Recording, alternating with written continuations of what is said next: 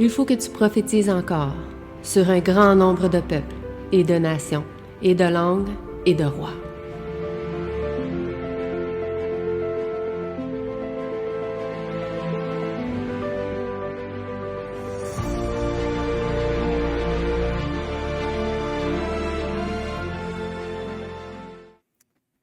J'espère que vous allez bien ce sabbat matin.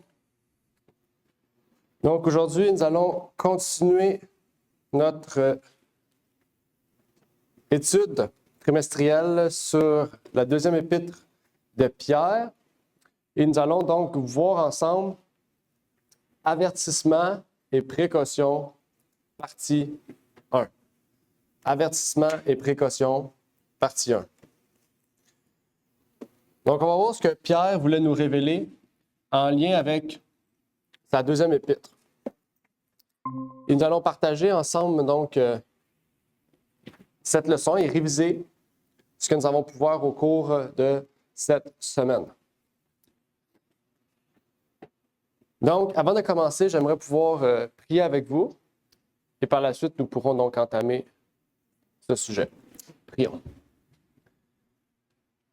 Notre Père qui est aux cieux, j'aimerais te remercier pour l'opportunité que tu nous permets aujourd'hui de pouvoir partager ce sujet, que tu puisses bénir tous ceux et celles qui sont ici présents avec nous, Seigneur, et que tu puisses bénir ceux et celles qui viendront peut-être un peu plus tard, Seigneur, et que tu puisses permettre vraiment que nous puissions davantage continuer à nous réunir ici, Seigneur, en personne, pour t'adorer en esprit, en vérité, et que tu puisses bénir, Seigneur, tous ceux et celles qui, Seigneur, désirent faire ton œuvre, Seigneur, et particulièrement en lien avec l'école du sabbat, et que tu puisses ouvrir notre esprit pour que ton esprit puisse travailler en nous, Seigneur, et nous permettre de mieux comprendre ce que tu voulais nous révéler au travers de cette leçon.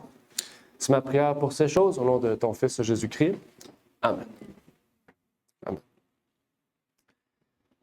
Donc ici, nous allons voir les avertissements et les précautions que Pierre voulait nous partager. Ça sera la première partie de ce sujet. Donc, qu'est-ce que Pierre voulait nous partager, voulait nous révéler en lien avec cette leçon? Donc, on va aller ensemble dans 2 Pierre 1. Je ne me trompe pas, c'est 2 Pierre 1, avec, dans les derniers versets.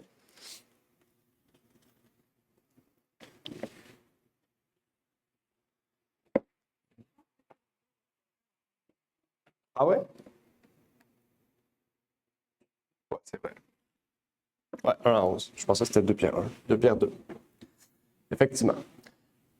Donc, on va se rappeler de ce que Pierre voulait nous partager dans cette première partie du 2e chapitre. Il nous partageait dans cette première partie que dans le passé, il y a eu des faux prophètes, des faux enseignants, des faux docteurs, et que ces personnes voulaient entrer au sein de l'Église des sectes pernicieuses. C'est ce que nous disait le verset 1. Il nous disait qu'il y avait eu auparavant de faux prophètes, il y aura aussi parmi vous de faux enseignants qui introduiront secrètement des hérésies damnables et qui, reniant le Seigneur qui les a rachetés, attireront sur eux même une destruction soudaine. C'est intéressant ici les propos que Pierre nous partage et ça nous révèle que dans l'Église, il y aura des sectes. Et on a vu que ces sectes-là, en fait, seront en fait partagées par des faux enseignants qui vont partager des doctrines, qui vont renier le Seigneur et qui vont amener une destruction soudaine sur ceux qui vont les accepter. Donc, la première question qu'on pourrait se poser, c'est en lien justement avec ces sectes. Qu'est-ce qui caractérise une secte? Qu'est-ce que c'est une secte? Est-ce que si vous auriez une description ou une définition plutôt de ce que c'est une secte, ou même un exemple dans la Bible, puisque dans la Bible, on sait qu'il y avait des sectes, quelle serait votre réponse? Est-ce que vous avez des exemples, une définition du mot secte ou des caractéristiques qui se rattachent à une secte, qu'on peut retrouver dans une secte, pour qu'on puisse bien les reconnaître?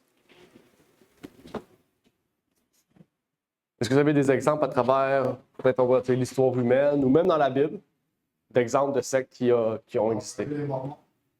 OK, les Mormons. Qu'est-ce qui caractérise les Mormons pour qu'on dise que c'est une secte? Il y avait une fausse doctrine, puis il y a un leader charismatique qui remet des choses dans la tête. Exactement, effectivement. OK.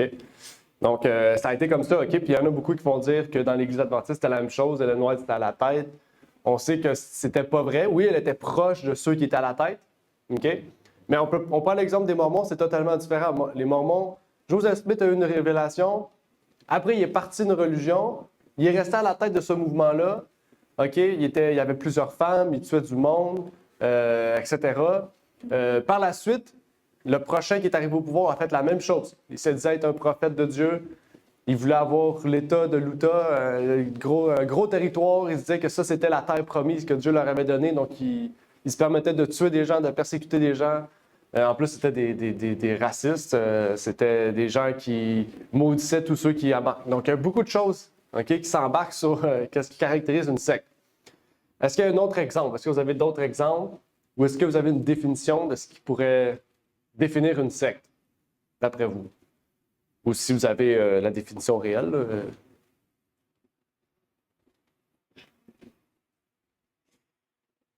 On a parlé des Mormons. Ouais, s'il y a un autre groupe. Les Raéliens. Ouais, les Raéliens. OK. Donc, ils attendent. Les extraterrestres. Ouais.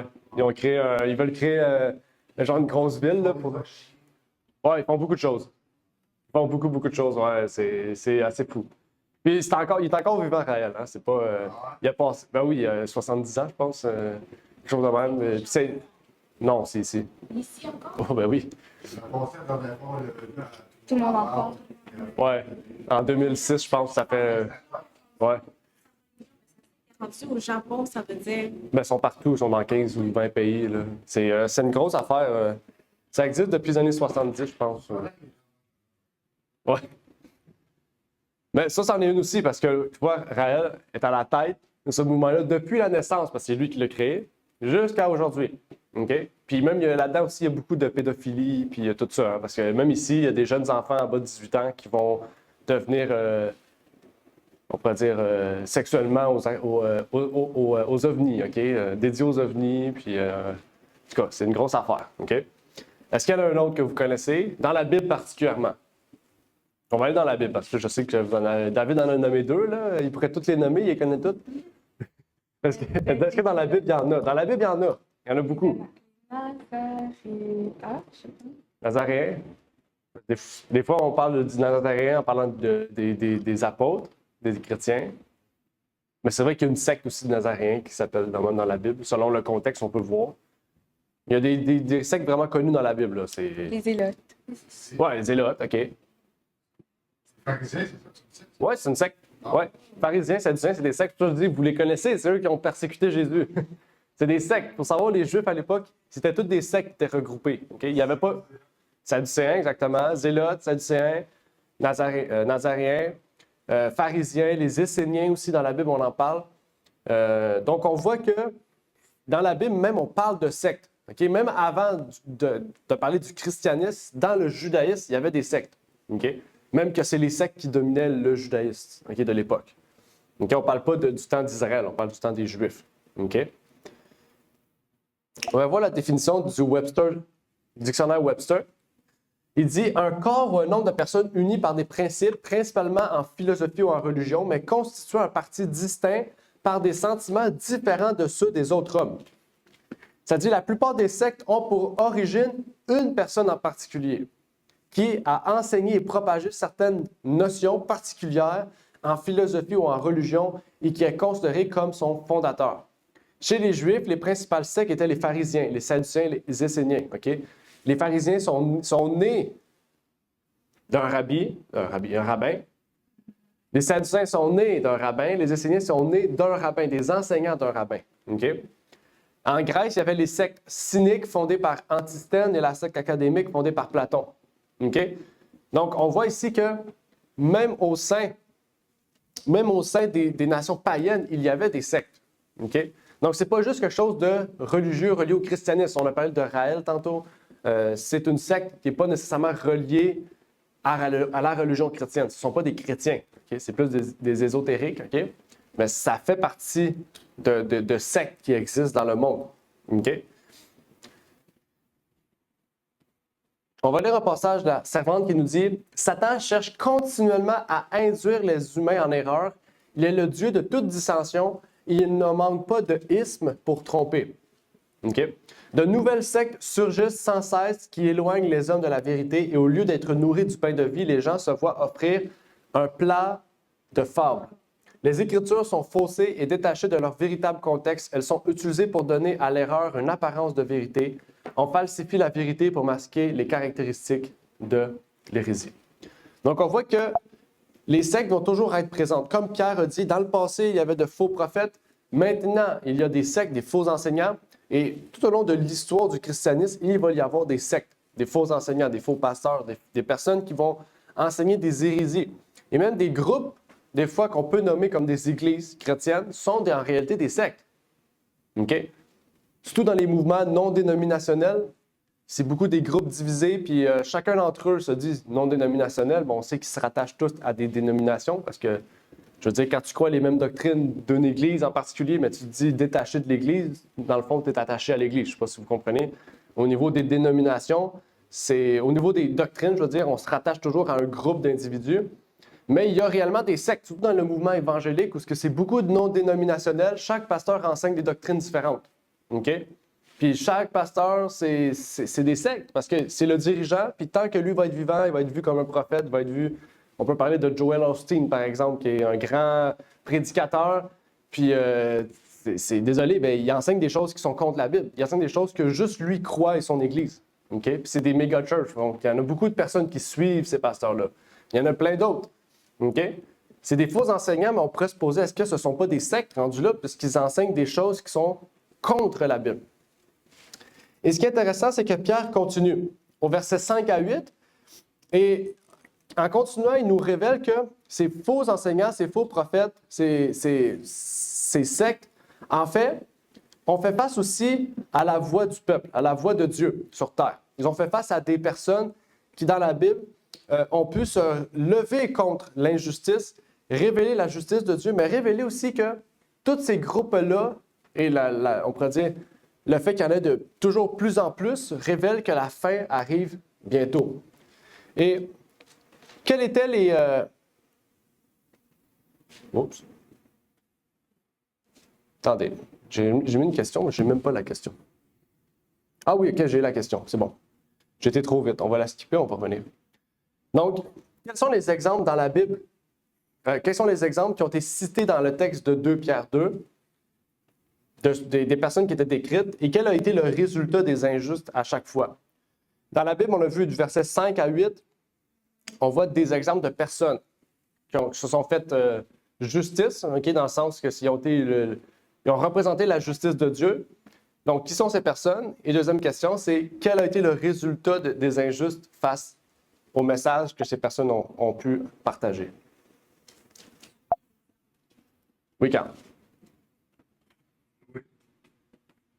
Noé. Noé versus les antédiluviens. OK, puis le deuxième, tu peux le dire si tu le sais? Non. Non? Dans la Bible, on le dit. Verset 6 et 7, on le dit.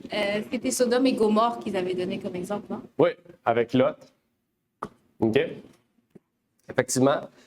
On va voir quelle a été leur conséquence dans ces deux endroits-là. Quelle a été la conséquence de la désobéissance de Dieu? La destruction. OK? Parce que Pierre aurait pu prendre d'autres exemples. Mais il a pris ces exemples-là pour dire, si vous suivez ce qui a été cité du verset 1 à 4, voici la conséquence. Parce que Pierre, c'est comme si pour lui, l'Église représentait le Noé, représentait Lot, représentait ceux qui étaient justes devant Dieu et qui devaient partager le message de dire le jugement arrive bientôt, quittez. Quittez le mensonge, quittez l'erreur. C'est un appel, en fait, que Pierre nous révèle ici. Et on peut voir même dans les versets, Genèse 6, verset 3, « Et l'Éternel dit, mon esprit ne contestera point dans l'homme à toujours dans son égarement. Il n'est que chair, ses jours seront de 120 ans. » Donc ici, on parle de la prophétie. Du moment où l'Éternel a annoncé la parole à Noé, il y a eu 120 ans avant le déluge, avant la destruction de l'homme par l'eau. Okay? Et comme Dieu avait promis, il n'y aura plus de destruction de l'homme par l'eau, eh bien, Dieu a envoyé le feu sur Sodome et Gomorrhe, comme il le dit ici. Alors ces hommes dirent à Noé, « Qui as-tu encore ici? Gendre, fils, fille et tout ce qui est à toi dans la ville, fais tout sortir de ce lieu. Car nous allons détruire ce lieu parce que le cri contre ses habitants est grand devant l'Éternel et l'Éternel nous a envoyés pour le détruire. » Okay? Donc on voit ici encore les anges de Dieu ont été chercher Lot. Ça, on pourra en parler, on va sûrement parler cet après-midi, peut-être dans notre table ronde avec Lot et Abraham. C'est des exemples quand même flagrants de ce qu'on pourrait parler.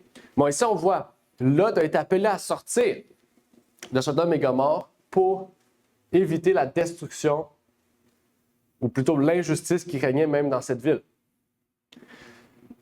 Revenons un peu plus tôt, parce que j'ai skippé une question. Bon, on va juste le citer. Mais dans le verset 1 à 4, on a vu des exemples, ou plutôt des méthodes que les sectes utilisent pour amener les gens dans leur groupe religieux.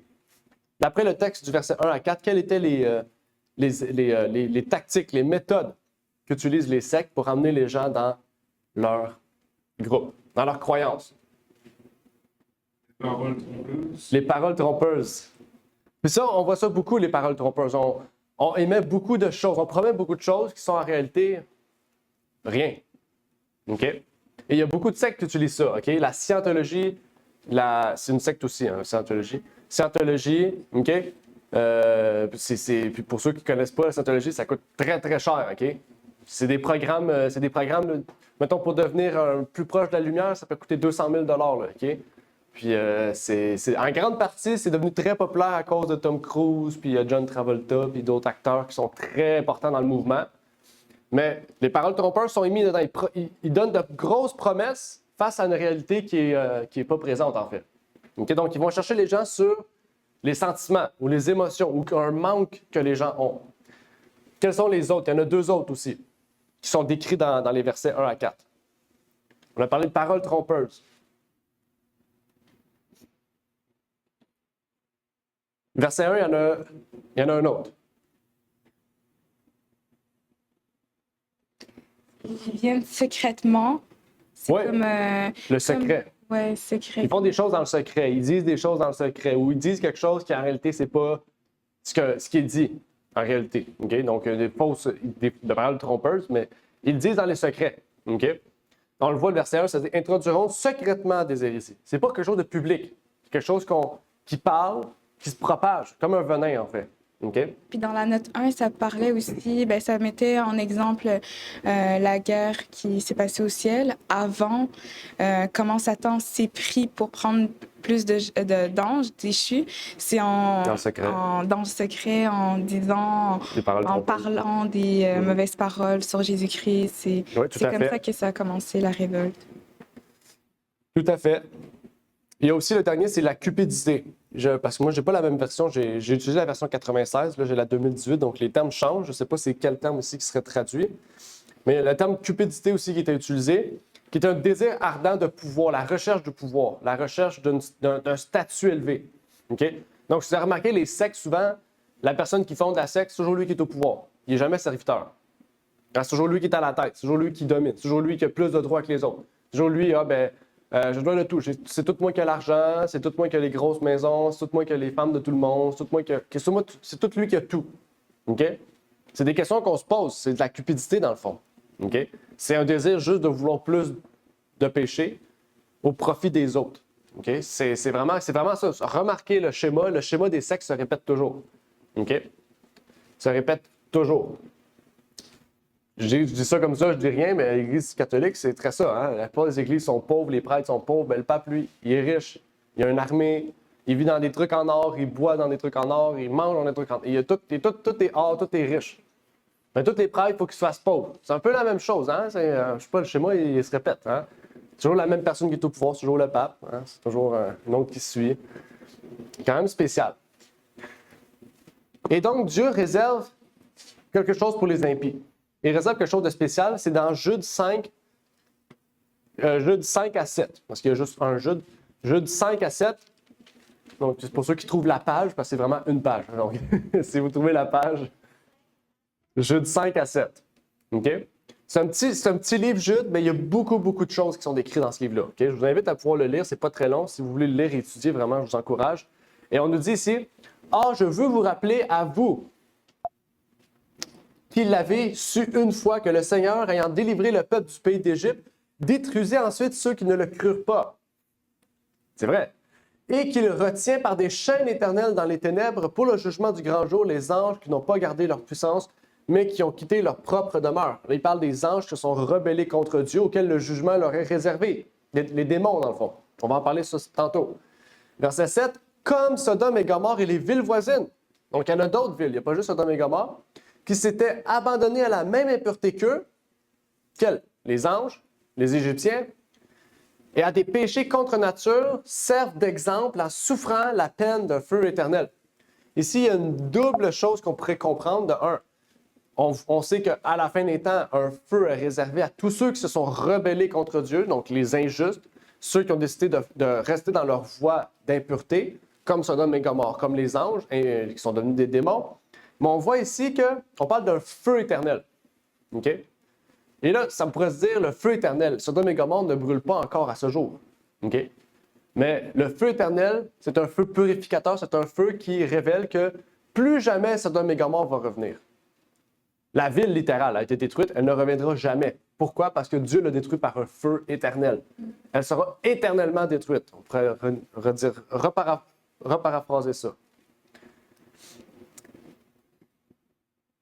Par la suite, le texte continuait, verset 8, verset 9, et ensuite, 2 Pierre, verset 8, dit « Car ce juste qui demeurait parmi eux vexait chaque jour son âme juste à cause de ce qu'il voyait et apprenait de leurs méchantes actions. » Bon, j'ai marqué Job, mais c'est pas Job, c'est Lot. Je ne sais pas pourquoi j'ai marqué Job. Mais que nous révèle l'exemple de Lot et non pas Job sur sa vie et sa situation? Le verset 8 nous révélait ces choses. On va le relire. « Car ce juste qui demeurait parmi eux affligeait chaque jour son âme, juste à cause de ce qu'il voyait et apprenait de leurs méchantes actions. » OK, dites-vous, on prend un exemple. Lot est dans une ville, Sodome et Gomorrhe, une ville qui est remplie de méchanceté.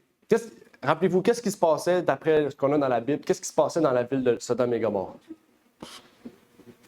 Tout. T-O-I-T. Tout. Mais comme tu as dit la dernière fois, Oui.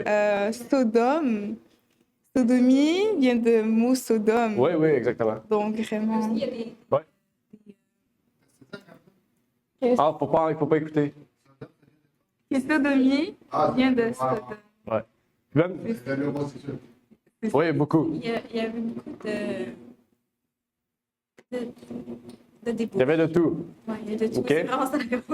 Puis effectivement, OK, le mot Sodome vient de sodomie, puis le mot dans la Bible sodomite aussi, qui caractérise pas les sodomites, là, les gens de Sodome, parce que les centres de Sodome étaient détruits, représente le fait que justement les sodomites, eh bien, représentent ceux qui font des pratiques homosexuelles. OK? Donc, c'est quand même intéressant qu'on retrouve ça. Mais ici, ce qui est encore plus puissant, c'est que Lot, ça dit « car ce juste », on le répète 2 fois. OK? « Car ce juste qui demeurait parmi eux affligeait chaque jour son âme juste. » Donc, ça veut dire que Lot, lui, voyait ça dans sa ville partout. OK? Puis chaque jour, on peut voir aussi qu'il s'affligeait, c'est-à-dire qu'il priait, qu'il méditait, qu'il priait pour ces gens, en fait. Chaque jour, il voulait que ces gens quittent la méchanceté. OK? Et on pourrait dire, l'erreur qu'il a faite, c'est qu'il a décidé de vivre dans cette méchanceté-là et qu'il a perdu toute sa famille, en fait. Ses filles, sa femme, tout le monde. C'est un exemple pour nous aussi, hein? C'est un exemple puissant pour nous parce que si on vit dans une ville similaire à Sodome et Gomorrhe, nous sommes pris dans la même situation.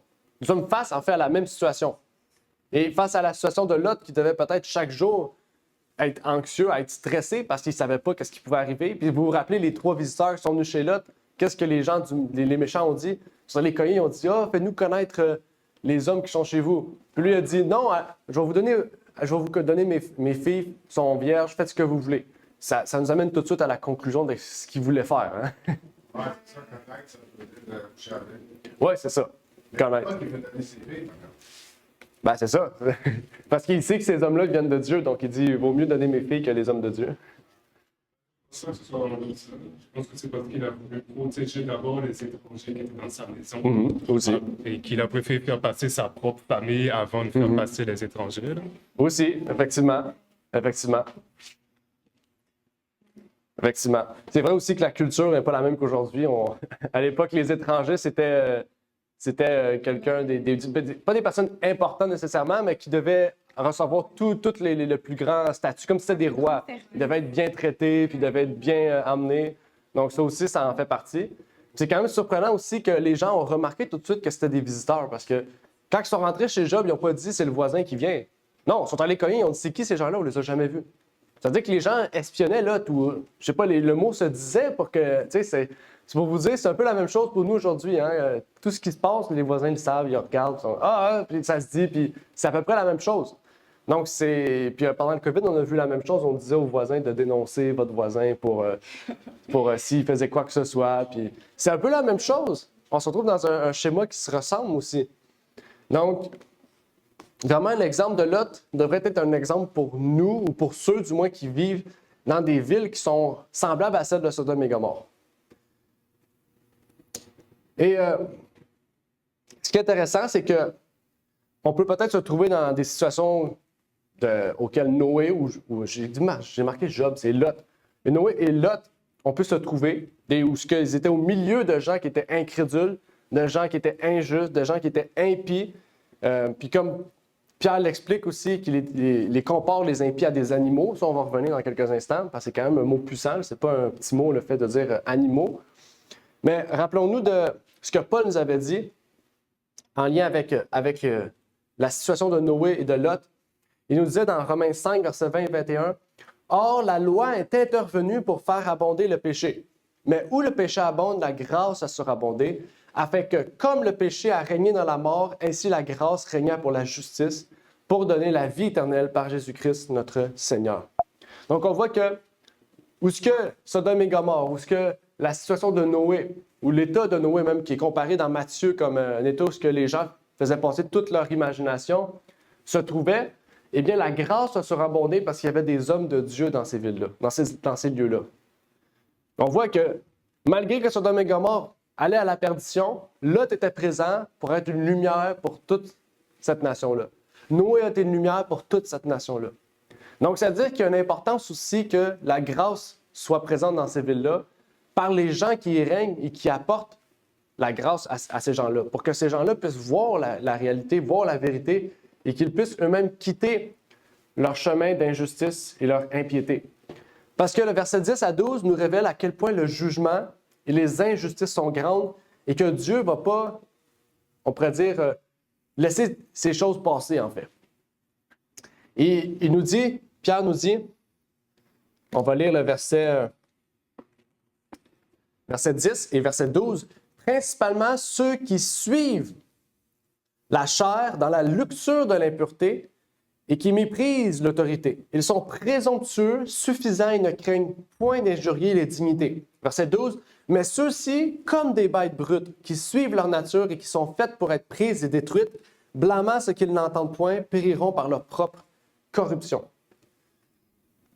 Le terme que Pierre utilise ici, c'est le terme animaux ou bêtes. Moi, j'ai bêtes, animaux, même chose. Qu'est-ce que ça nous révèle dans la Bible? Est-ce que c'est la première fois qu'une personne dans la Bible a utilisé ces termes-là? Pour parler des impieux, des impieux, des non-pieux. Les impies, j'ai impieux. Impies. Pour parler des impies, est-ce que c'est la première fois que dans la Bible, on retrouve ce terme-là ou cette idée-là de comparer les impies à des animaux? Parce que c'est pas un petit terme, là, animaux, tu sais.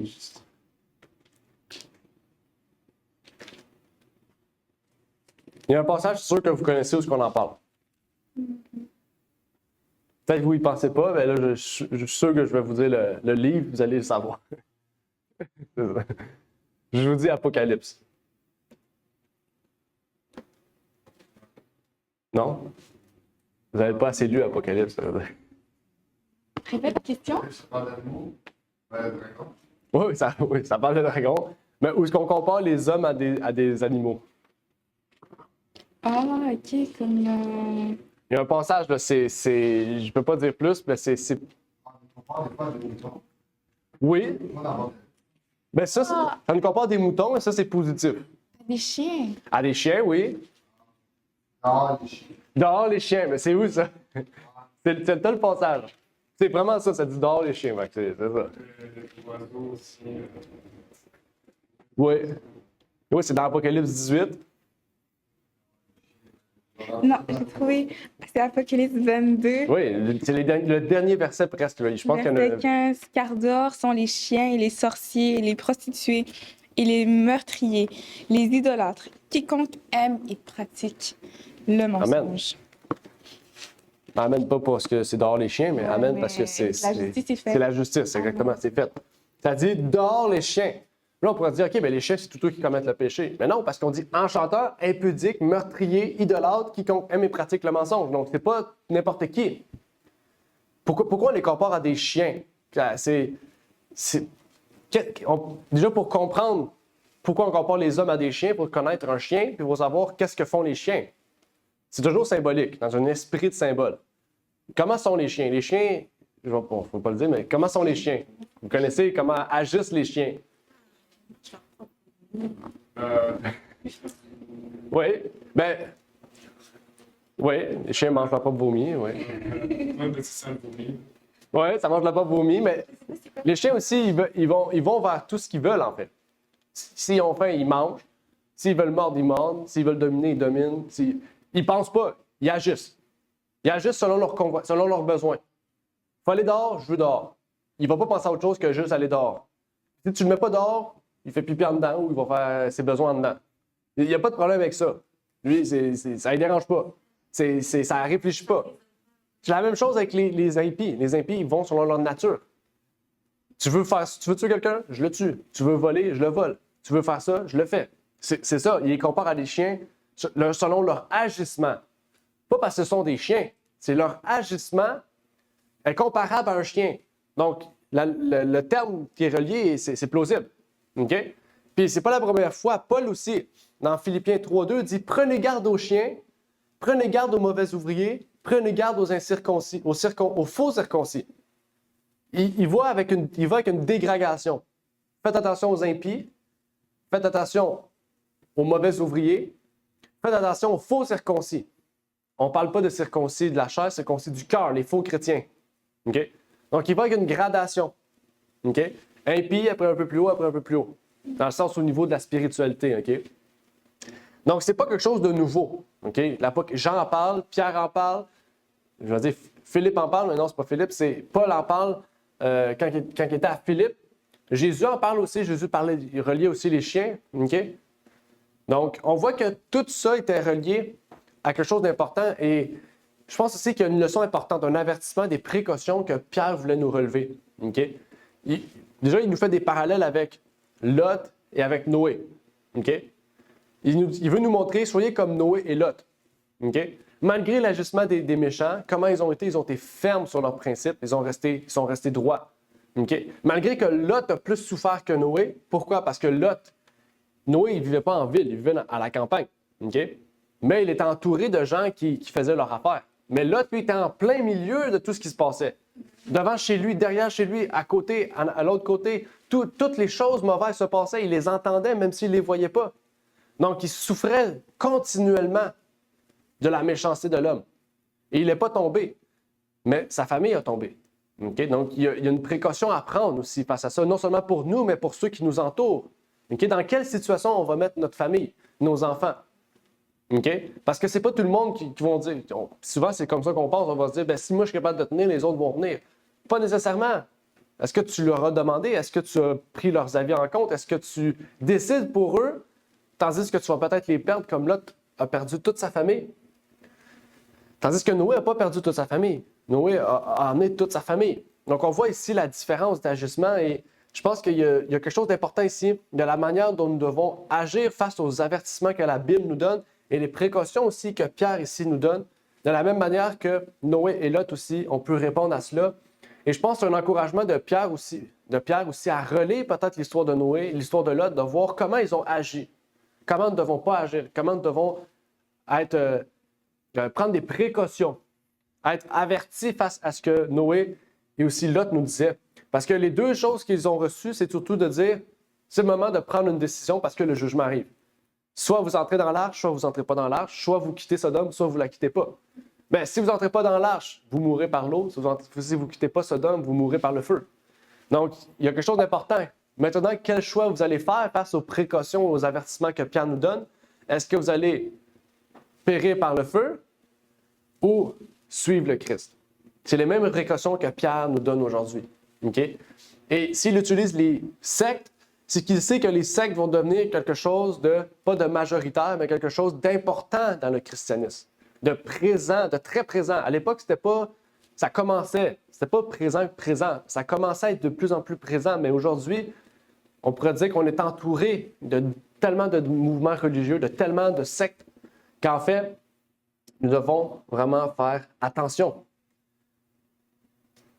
Parce que des fois, on ne le sait pas, mais quelque chose, on va écouter, on va regarder quelque chose, puis ça va nous affecter sur la façon dont nous percevons la parole de Dieu ou certaines parties de la parole de Dieu. OK? Et c'est important de désapprendre pour réapprendre. On va terminer avec l'appel du jour.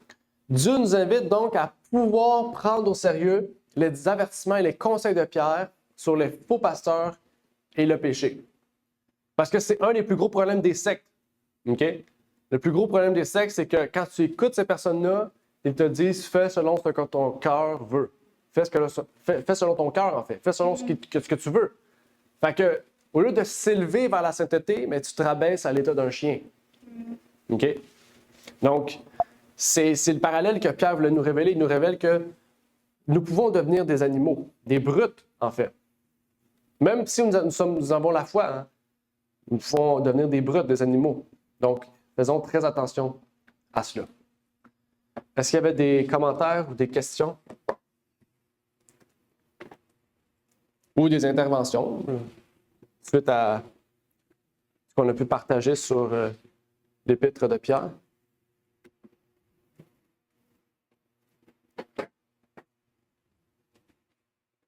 Non? Donc, tout était clair? Oui, David. La question.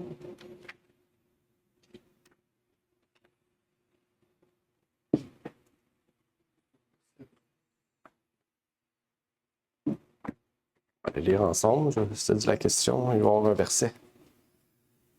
Ouais.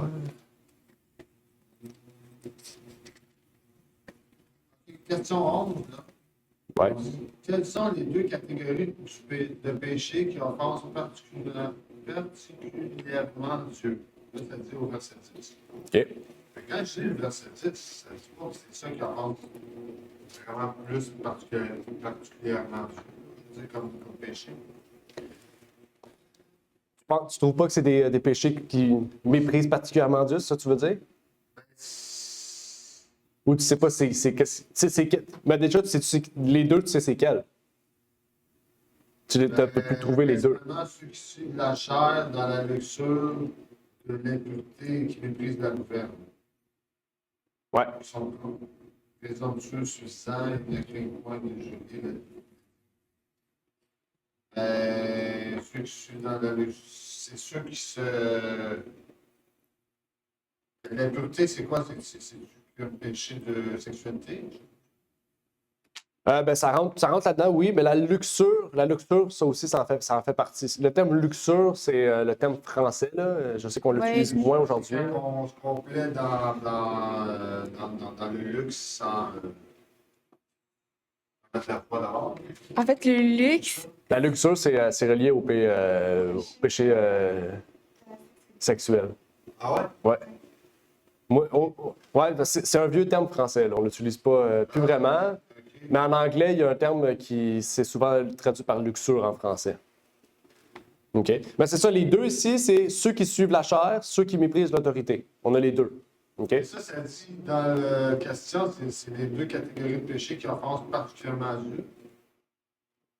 Ouais. C'est vraiment ces deux péchés-là. Ouais, ceux qui méprisent l'autorité et ceux qui suivent la chair.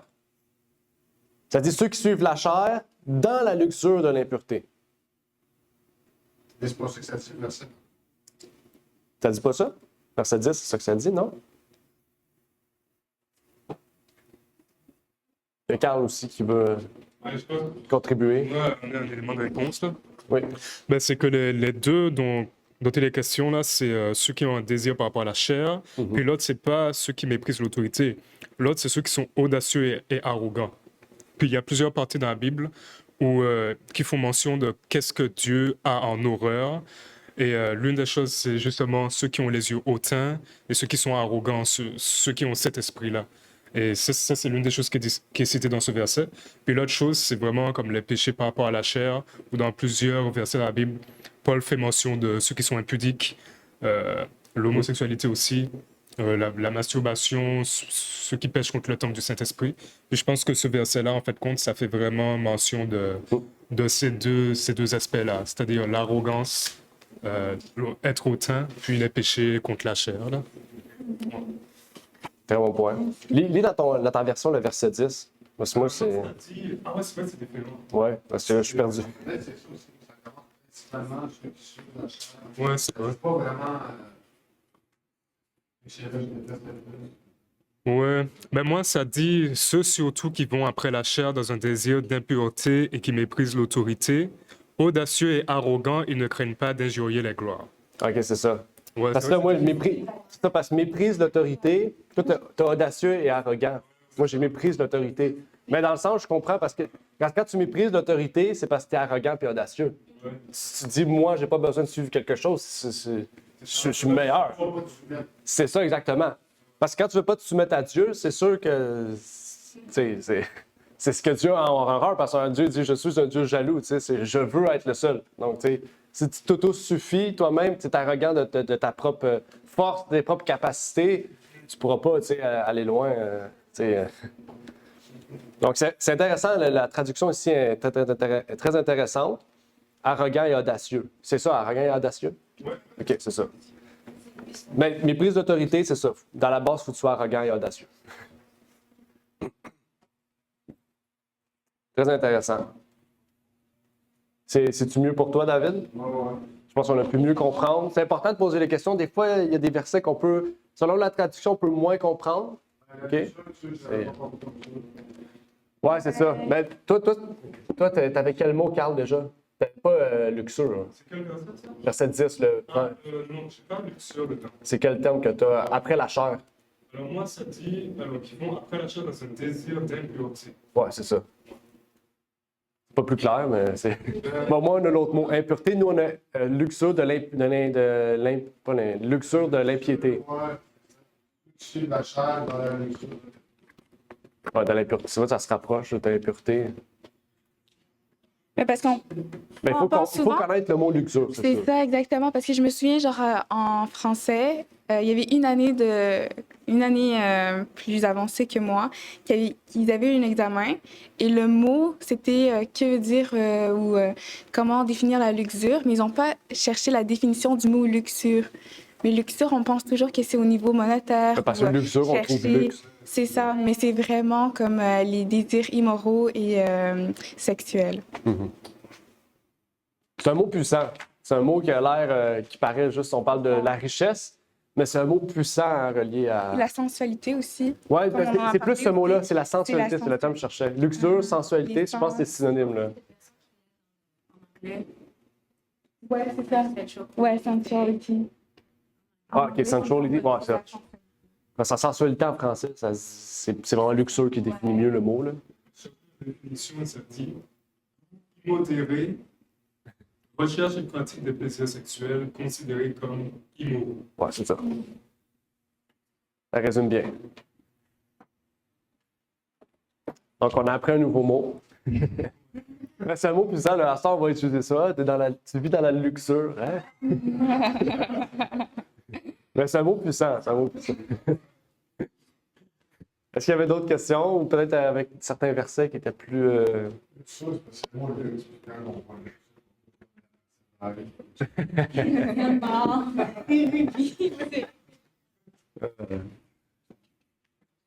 Sinon, si c'est beau, on va terminer par la prière. On est quand même en retard. Ben, en retard. On est quand même. On a dépassé le temps qui est alloué. Donc, c'est beau. De toute façon, la semaine prochaine, on voit la partie 2. Donc, si vous avez des choses reliées à la partie 1, on pourra retourner à la semaine prochaine sur la partie 2. Donc, on va prier. Notre Père qui est aux cieux, merci Seigneur pour cette opportunité que tu nous permets de pouvoir réviser la leçon de l'école du sabbat, que tu puisses bénir, Seigneur, tous ceux et celles qui sont ici présents, qui ont pris le temps de venir, Seigneur, pour partager ta parole, réviser la leçon ensemble et fraterniser, Seigneur, au cours de cette journée spéciale. Et que tu puisses bénir, Seigneur, donc tous ceux et celles qui veulent faire ton œuvre, Seigneur, et particulièrement mieux comprendre le livre de la deuxième épître de Pierre, Seigneur. Donc, que tu puisses nous bénir et que tu puisses continuer à travailler sur notre caractère, Seigneur, sur notre vie pour que nous puissions toujours rechercher la sanctification, Seigneur. C'est ma prière donc pour ces choses au nom de ton Fils Jésus-Christ. Amen. Amen. Merci d'avoir écouté cette vidéo. Si vous désirez rejoindre l'œuvre au Québec, veuillez nous contacter par email à asjh1889 de Terrebonne @gmail.com et via Facebook à @asjh1889 de Terrebonne. Merci à vous et que Dieu vous bénisse.